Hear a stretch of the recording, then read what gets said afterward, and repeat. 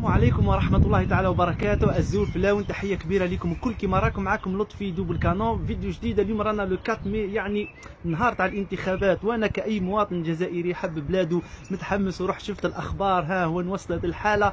شفت حاجة ملاحة خلاه الرئيس، الفخامة الرئيس العبد العزيز البوتفليقة انتخب، ما شاء الله، حاجه سمبوليك بس عندها اهميه كبيره. انتخب لانه في الدول كل الرئيس لازم ينتخب، يحضر وجوده باش يبين وبين المثل الاعلى باللي دار كاي مواطن، وعطاو له البريات وهز الاوراق ودخل البيت واختار، وهو تنا دار الواجب تاعو.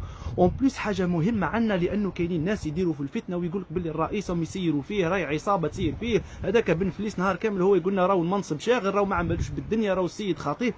دونك هذه كانت فرصة، والحمد لله انه بلادنا وانه رئيسنا برهن للعالم انه هو اللي يسير وهو اللي راح ينتخب وهو اللي يصوت. المشكلة يا جماعة نساو عنصر منهم، هو ربي سبحانه. ربي فضحهم واحد الفضيحة يا لطيف، فضحهم واحد الفضيحة. وعلاه؟ لانه الرئيس لما جاء مسكين نورمالمون كيما قلت لكم كاي مواطن، تعطيه المراه هذاك اللي ورا البيرو، تعطيه ورقه بريه فارغه، ويهز هو ورقه المترشح هذا وهذا وهذا وهذا وهذا، ويدخل بالاوراق هذيك البيت ستر، ويختار واحد يحطه في البريه ويخرج ويحط في الصندوق ويصوروه. فوالا هذا هو الرمز، هذا هو الشيء. المشكل انه مسكين ما دارولوش كيما العصابه اللي تسير فيه، خبطهم ربي على الراس، ما شافوش ما تولهوش يا جماعه. جابوا الرئيس مسكين، دخل طح عليهم بونجور بونجور بونجور، دخل ما هز لا بريه فارغه، ما هز الاوراق تاع المترشحين. انت وين رايح؟ انت راح تحوس، رايح الحمام؟ داوه مسكين، دخل بيت ستر ما عنده حتى ورقه، دخل قال داخل ورقه بيضاء، خرج جاب لنا ورقه، خرج بالورقه راح حطها انتخب. ممنوع الفوت تاعك يلغى، لانك دخلت حاجه لازم هما يمدوها لك البريه، مش انت تجيب بريه من راسك ولا تجيب. لا مش بيك، قالوا له كيما هكا مسكين، حنا نهزوك ندخلوك البيت تلقى ورقه اخرج بها. نساو وراحوا جابوا لي كاميرا تاعهم وصوروه مسكين، ما هز حتى ورقه تاع مترشح وما هز حتى بريه. ممنوع تهز بريه واحده اخرى وتحطها، يعني البروتوكول هذاك والرمز هذاك تاع الانتخاب. يا بهدلتوا بيه وبهدلتوا برواحكم. وهذا تفكرتها ديريكت، تفكرت واحد الحاجه وش يقول في سوره ابراهيم وبمعنى الآية: ولا تحسبن الله غافلا عما يعمل الظالمون. وعلاه يا ربي؟ إنما وش يوخرهم ليوم تشخص فيه الأبصار. في الدنيا والآخرة يجي يوم بعينيكم تشوفوا يا جماعة، بعينيكم تشخص، الناس تتولى. شوف هز ورقة ما هزش، هز لا حط، لا واخترقها وباين باللي ما عم بالوش بالدنيا مسكين. جابوه دخلوه قالوا تلقى البرية اخرج برد. هذه شفتوا يا جماعه؟ ومن بعد شوف السعيد من اللورة يقول له هذاك، يقول وي اسمع هيا سي بون. دوك تشوفوها في الفيديو تضحك. يعني يوم تشخص فيه الابصار يا جماعه، يعني في الدنيا ولا في الاخره؟ مازال تاع الاخره، بصح في الدنيا راكم شفتوها يا جماعه فضيحه. يعني حتى البروتوكول تاع الفوت غالط داخل في بعضاه مسكين، الله يشفيه. والله ربي يجي نهار يفيق باللي يرد العصابه. وربي سبحانه مش غافل، رانا احنا اللي غافلين عليها. حاشا ربي سبحانه انه يكون غافل، هما يسيروا فيه وفتحوا رواحهم برواحهم، وان شاء الله يزيدوا يعقبوها في 8 ورا 8 يزيدوا نحكيوا على النتائج. السلام عليكم.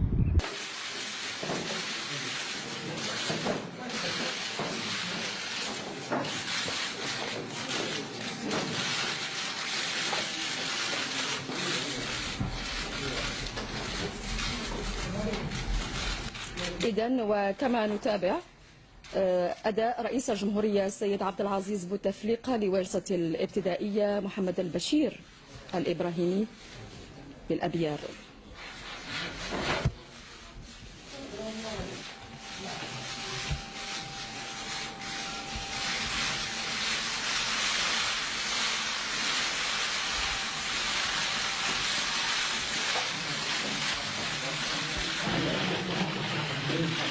كما نتابع على الصورة وممثلي للصحافة الوطنية والدولية للصحافة الوطنية والدولية.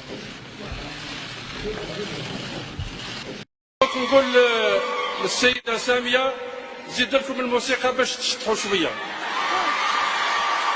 ما كان عندي الوقت نشطح، بصح الله غالب الوقت دامني، واللي ما يفوتيش اعطيه بالعصا.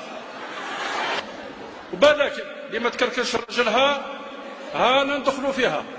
السلام عليكم ورحمة الله تعالى وبركاته. الزول فلاون، تحية كبيرة ليكم من عند لطفي دوبل كانون. والفيديو تاع اليوم يا جماعة راني متماسك أعصابي، راح نحكيو على سي سلال والبهديلة جديدة، شبعنا البهدايل. يا سي سلال الله يفتح عليك يا ربي، ما تلوموش، هذا سي مالاد مونطال يا رب، هذا مختل عقليا ما تلوموش يا ناس. وش بيه السيد هذا؟ وش بيه المستوى ولا خردة؟ وش بيك يا اخي الله يهديك؟ في ميتينغ بوليتيك جاي تقول لهم يا مدام دليلة ولا مدام سامية هيا شطحيهم. يا ولدي تحسب في روحك ديجي انت ولا في قيرات؟ راك وزير اول، ماشيك جاي تشطح الناس، راك فيها ديبا، ياك فيها ميتينغ بوليتيك، راك جاي تطرح افكار وتطرح يعني ديزيدي وحلول، وجاي تساند ناس، وجاي تقول هيا شطحيهم. وكون جيت راني نشطح، مش بيك انت حاط روحك الشاب عبدو ولا الشاب سهام ولا الشاب ما هاكش؟ راك وزير الدولة، راك الوزير الاول، راك انت هو المسؤول على البلاد. المريض راهو يستنى فيك تقول له، والمسكين المعوق راهو يستنى هاكش ما كان قانون جديد، ومسكين الحراقه اللي مراه وولدها راهو مرمي بالك في الحبس تاع تونس مسكين غرق، راهو محتاج توقف وتهدر كلمه عليهم.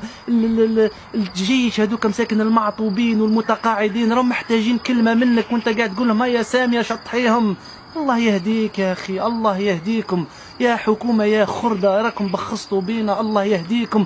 راك في مسؤولية، في مقام يا جماعة، راح تتحاسب أمام ربي على كل صغيرة وكبيرة. راك مش جاي للمدام سامية ولا السيدة سامية تقولها شطحيهم، مش هم المهام تاعك تشطح ناس. راك راح تنطقونا يا جماعة، خدمتك مش تشطح الناس، راك مش الشاب ما نعرف شكون. معليش أنا مشني ضد الشطيح، أشطحوا وزها وبص على المقام يتطلب مقال عقده. مقام تاعك راك وزير اول يا سي محمد، راك وزير اول، الشعب راهو مضرور، او مش قاعد تهفيه بالشطيح. عيب عيب يا سيدي الوزير المحترم، عيب والله يا غير العبد عاد قلبه عاد يتقاس. هذا المستوى الجزائريين، هذا هو يمثل الجزائريين. ما كانش يعني عندنا ازمه رجال، ما كانش راجل يهدر كلمه في الميزان ويهدر. علاه وبعديك وش يقول لك الأسرة الجزائرية؟ ها المرأة لازم تكركر راجلها وتكركر راجلها، عن بالك تكر البعير وتكر البغيبات، كركر تتقلل بغل ولا الحمار والجحش، رب عائلة تقول له تكركر. راهو كلام يا جماعة ما يليقش بيك، ما يليق. يتكركر الكبش باه تديه يذبحوا الدابة، تتكركر الأنعام ما تكركرش، رب عائلة ما تتقالش. وش راه مخك، وش كان في مخك؟ وإذا ما ناضش وش تدير له؟ اضرب به بالعصا. وش يا جماعة انت تشوف الأسرة الجزائرية شغل عايشة في اسطبل، كركر واضرب به، غير الألفاظ الحيوانات. اعطيهم الجي واعطيهم وشطحوهم هيا نغرتوا 200. والله يا جماعة يشوفوا فيكم حيوانات. كركري واضرب واحد المصطلح، هذه الأسرة الجزائرية بالنسبة ليك، هذه علاه ما تشوفش الأسرة الجزائرية تحضر مستوى؟ قال واش يا سيدي هيا يا المرأة خذي زوجك ولا خذي يعني رب العائلة خذيه بيمينك، وولدك صغير تاع 18 هذاك ولا 19 خذيه وحمسيهم وروحي أدي الواجب تاعك. لا تكركر، شو المستوى تاعك تاع رجال كهوف تسمى كافي سبحان الله العلي العظيم، كافي وكركريه واضربيه. شو وإحنا مع الجزائر حتى نموتوا وما نموتوش، حتى نبنيوها مش ما تموتش. يا ربي والله يا ربي سبحان الله، هالمستوى تاع ما نموتوش حتى نبنيه. 20 سنة في الحكم ما كفتكمش باش تبنيو حتى درجة، ودرك حتقول لي جا الوقت باش نبنيو. يا جماعة عيب عليكم، اهضروا بأدب مع الأسرة، اهضروا يا جماعة. تسمى راكم قال لهم ماني حاب نشطح بصح ما عنديش وقت، اني حاب وقت شطيح. عمر بن الخطاب قالوا له يا عمر شبيك ديما مشنف؟ قال ما تضحكش يا عمر. قال لهم كيفاه نضحك والمسلمين جياع؟ يعطيني قلبي نضحك والشعب تاعي جيعان، يعطيني قلبي نضحك والشعب مساكن الحراقه غرقوا، راهم مطيشين في تونس ولا رموته، وين الجثث مساكن اللي فامي متسنى منك تهدر. الجيش يا جماعه اللي يعفس على مينا وتقصوا رجليه، اللي عنده كليه، اللي راهو مرمي يا جماعه، محتاج واحد يسمعوا. افراد الجيش المتقاعدين يا جماعه اللي يهزوا ودافعوا على الشعب، راهم محتاج ناس تسمع فيك. وش حتهدر عليهم وانت تحكي لي على مدام ساميه واني جاي نشطح؟ فرحان، راك فرحان وجيت تعرف قيمة المنصب اللي راك فيه. والله ما تضحك، والله تخممش في الشطيح خلاص. سامحوني يعني حد نشطح بس ما سامحنا احنا، فهمت؟ سامحنا احنا سامحنا لي راك وزير تاعنا. هذا الانسان يمثلك يا شخص، هذا يا جزائري يمثلك. مادام تشوفوا قاعد يدور في الولايات ويشجع في الانتخابات، لانه عن باله هذه الانتخابات راح تساهم في وجوده وتساهم في الدوام تاعو. كون جا عن باله بالانتخابات خطر عليه سلال انه يتغير ويروح، والله ما كان يشجع فيها، راهو يشجع باسكو عن باله راك تضرب في المارطو وتلصق فيه في الكرسي، راهو راح يزيد يدوم. مالا اللي راح اللي راضي بهذا الرداءة واللي يحلم انه هذا تغيير، روح درك شوف الرداءة وروح مع مدام سميرة ولا مدام سامية، وروح كمل اشطحاه بالجي والكاشير، والجزائر قاعدة تضيع في وقتها، والشعب مسكين قاعد يتكركر، واولاده مسكين حتى اللي هزت السلاح ضد الارهاب راهي مرمية وراهي محتاج.